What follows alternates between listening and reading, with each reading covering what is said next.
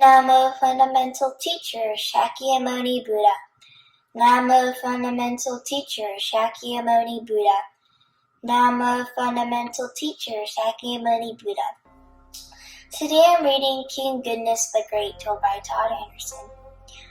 Once upon a time in Benares in northern India, the Enlightenment being was born into the royal family. When he became king, he was called Goodness the Great. He had earned his title by trying to do good all the time, even when the results might not benefit him. For example, he spent much of the royal treasury on the building and running of 6 houses of charity. In these houses, good and aid were given freely to all the poor and needy who came along, even to unknown travelers. Soon, King Goodness the Great became famous for his patience, loving kindness, and compassion. It was said that he loved all beings just like a father loves his young children. Of course, King Goodness observed the holy days by not eating. And naturally, he practiced the 5 training steps, giving up to the 5 unwholesome actions. These are destroying life, taking what is not given, doing wrong in sexual ways, speaking falsely, and losing one's mind from alcohol. So his gentle kindness became more and more pure. Since he wished to harm no one, King Goodness the Great even refused to imprison or injure wrongdoers. Knowing this, one of his highest ministers tried to take advantage of him. He cooked up a scheme to cheat some of the women in the royal harem. Afterwards, it became known by all and was reported to the king. He called the bad minister before him and said, "I have investigated and found that you had done a criminal act. Word of it has spread and you have dishonored yourself here in Benares. So it would be better for you to go and live somewhere else. You may take all your wealth and your family. Go wherever you like and live happily there. Learn from this lesson." The minister took his family and all his belongings to the city of Kosala. Since he was very clever indeed, he worked his way up and became a minister of the king. In time, he became the most trusted advisor to the king of Kosala. One day he said, "My lord, I came here from Benares. The city of Benares is like a beehive where the bees have no stingers. The ruling king is very tender and weak. With only a very small army, you can easily conquer the city and make it yours." The king doubted this, so he said, "You are my minister, but you talk like a spy who's leading me into a trap." He replied, "No, my lord, if you don't believe me, send your best spies to examine what I say. I am not lying. When robbers are brought to the king of Benders, he gives them free money, advises them to take what is not given, and then lets them go free." The king decided to find out if this was true, so he sent some robbers to raid a remote border village belonging to Benares.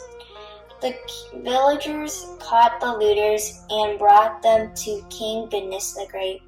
He asked, "Why do you want to do this type of crime?" The robbers answered, "Your worship, we are all poor people. There is no way to live without money. As your kingdom has plenty of workers, there is no work to do for us. So we had to loot the country in order to survive." Hearing this, the king gave them gifts of money, advised them to change their ways, and let them go free. When the king of Kosala was told of this, he sent another gang of bandits to the streets of Benares itself. They too looted the shops and even killed some of the people.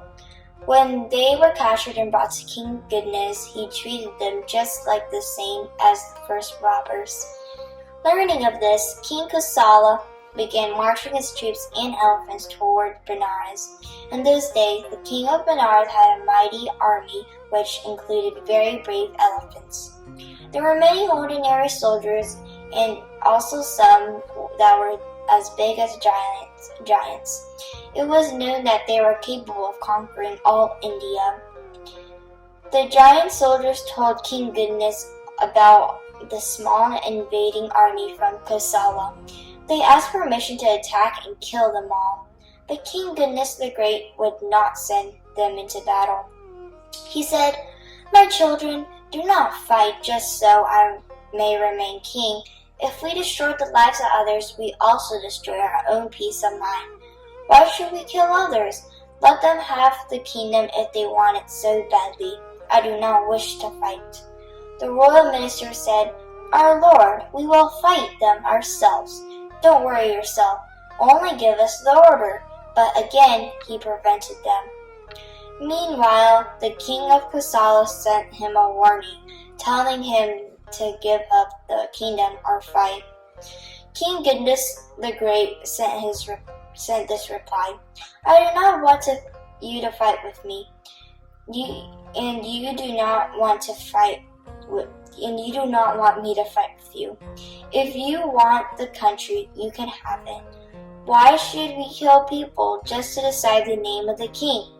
What does it matter even the name of the country itself?" Hearing this, the ministers came forward and pleaded, "Our lord, let us go out with our mighty army. We will beat them with our weapons and capture them all. We are much stronger than they are.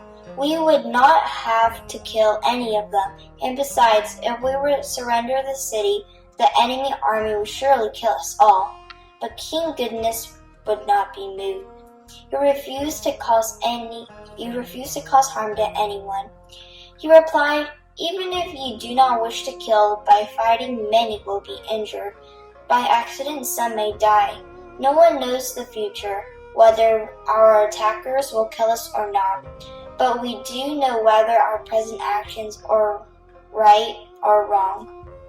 Therefore, I will not harm or cause others to harm any living being." Then King Goodness ordered the city gates to be opened for the invaders. He took the ministers to the top floor of the palace and advised them, "Say nothing and try to remain calm." King Kosala entered the city of Benares and saw that no one was against him. So he and his soldiers entered and went up to the top floor. They captured the innocent King Goodness the Great. The soldiers tied the hands of the defeated king and all of his ministers. They were taken to the cemetery outside the city. They were buried up to their necks, standing straight up, only with their head above the ground. But even while the dirt was being trampled around his neck, the great being remained without anger in his mind and said nothing. Their discipline and obedience to King Goodness were so great that not a single minister spoke a word against anyone. But the king Kosala had no mercy. He said roughly, "Come night time, let the jackals do as they please." And so it came to pass that at midnight a large band of jackals wandered into the cemetery. They could smell a feast of human flesh waiting for them. Seeing them coming, King Goodness and his ministers shouted all at once and scared the jackals away. Twice more this happened. Then the clever jackals realized these men must have been put here for us to kill and eat. No longer afraid, they ignored the shouts. The jackal king walked right up to the face of King Goodness. The king offered his throat to the beast, but before he could bite into him, the king grabbed the jackal's chin with his teeth. No harming him, the King Goodness gripped tightly, so the jackal king howled in fear. This frightened his followers, and they all ran away. Meanwhile, the jackal king thrashed back and forth, trying madly to free himself from the mighty jaws of the human king. In so doing, he loosened the dirt packed around the king's neck and shoulders. Then King Goodness released the screaming jackal. He was able to wiggle himself free from the loosened earth and pull himself up onto the ground. Then he freed all his frightened ministers. Nearby, there was a dead body. It just so happened that it was lying on the border of the territories claimed by two rival demons. They were arguing over the division of the body, insulting each other in ways that only demons can. One demon said to another, "Why should we continue quarreling instead of eating? Right over there is King Goodness, the Great of Benares. He is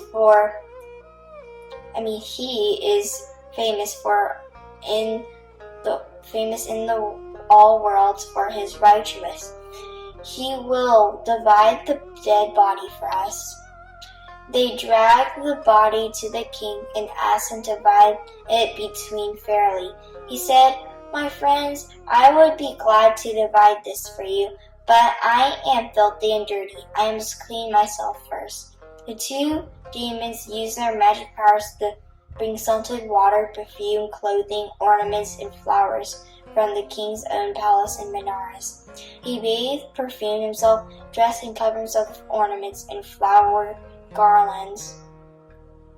The demons asked King Goodness if there were anything else they could do. He replied that he was hungry. So again, by their magic powers, the demons brought the most delicious flavored rice in a golden bowl and perfumed drinking water in a golden cup, also from the royal palace in Benares. When he was satisfied, King Goodness asked them to bring him the sword of state from the pillow of the king Kosala, who was sleeping in the palace in Benares. With magic, that too was easily done. Then the king used the sword to cut the dead boy into two halves, right down the spine, and washed the sword of state and strapped it to his side. The hungry demons happily gobbled up the fairly divided dead body. Then he gratefully said to King Goodness, "Now that our bellies are full, is there anything else we can do to please you?" He replied, "By your magic, set me in my own bedroom in the palace next to King Kosala. In addition, put all these my ministers back in their homes." Without a word, the demons did exactly as the king had asked. At that moment, the king of Kosala was fast asleep in the royal bedchamber. King Goodness, the Great, gently touched the belly of the sleeping king with the sword of state. The king awoke in great surprise. In the dim lamplight, he was frightened to see King Goodness leaning over him with the sword in hand. He had to rub his eyes to make sure he was not having a nightmare. Then he asked the great king, "My lord, how did you come here in spite of all my guards? You were buried to your neck in the cemetery. How is it that you are spotlessly clean, sweet-smelling, dressed in your own royal robes, and decorated with fine jewelry and the loveliest flowers?" King Goodness told him the story of his escape from the band of jackals. He told the two demons that came to him to settle their quarrel, and he told them they gratefully helped him with their magic powers. On hearing this, the king of Kosala was overcome by his own shame. He bowed his head to King Goodness the Great and cried, "O great king, the stupid, ferocious demons who live by eating the flesh and drinking the blood of dead bodies, they recognize your supreme goodness. But I, who was lucky enough to be born as an intelligent, civilized human being, I have been too foolish to see how wonderful your pure goodness is. I promise never to plot against you, my lord. You have gained such perfect harmlessness, and I promise to serve you forever as the truest of friends. Please forgive me, great king." Then, as if he was a servant, the king of Kosala laid King Goodness the Great down on the royal bed, while he himself lay on a small couch.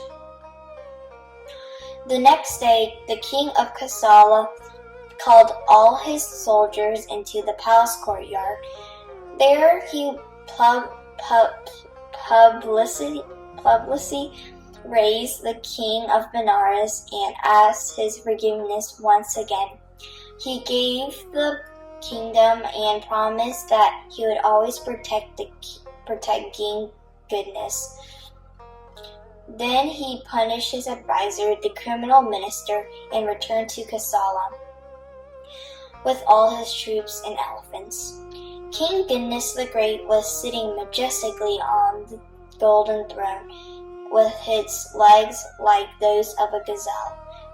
He was shaded from the sun by the pure white royal umbrella. He taught his loyal subjects, saying, "People of Benares, wholesomeness begins with giving up the 5 unwholesome actions once and for all. The highest qualities of the good person, whether ruler or subject, are loving kindness and compassion. Filled with these qualities, one cannot harm another, no matter what the reason or the cost. No matter how dangerous the threat, one must persevere until the greatness of the good heart wins in the end." Throughout the rest of his reign, the people of Benares lived peacefully and happily. King Goodness the Great continued performing wholesome works. Eventually, he died and was reborn as he deserved. The moral is, refusing to harm others, the good heart wins over all. May every living being, our minds as one and radiant with light, share the fruits of peace with heart of goodness, luminous and bright. If people hear and see how hands and hearts can find and give in unity, may their minds awake to great compassion, wisdom, and to joy. May kindness find reward. May who sorrow leave their grief and pain.